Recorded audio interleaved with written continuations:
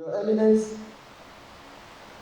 let me thank you and all our traditional leaders for the sterling role you have played in helping our state governments, not just Kaduna State, but all the northern Nigeria governments in confronting the coronavirus pandemic.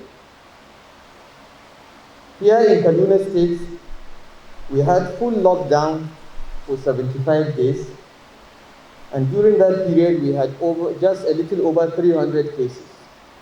Since opening up in June, Your Highness, the number of cases has risen to over 2,500. So the opening up has had consequences of spreading the virus. Happily, we have had less than 1% death in the state, because as soon as we test, our doctors take charge, and we have a very high success rate in treating COVID patients. Even a 90-year-old person with underlying conditions, with diabetes and hypertension, was treated successfully in the state. So we are grateful to Allah subhanahu wa ta'ala for giving us this limited number of deaths, but the virus has not left us. We may ignore it, but it is still there.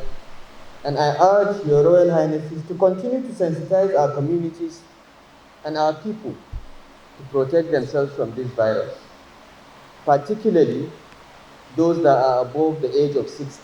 It is more lethal because 75% of all the deaths we've had are from people above the age of 50. 70% of all the infections affect people between 25 and 40, but they get out of it quickly unless they have other serious ailments. But for those of us above the age of 60, we should be very careful about coming in contact with the virus, because it can kill us more easily than the younger people. We therefore urge our royal fathers to continue to sensitize our people to be careful to avoid catching this virus. Even though we've had very successful cases of treatment, Your Eminence, but it is a very expensive process. The last time I received a report, it costs about 400,000 to treat one coronavirus patient, because it has to be isolated, it has to be fed, and the cost of medicines has increased, and even the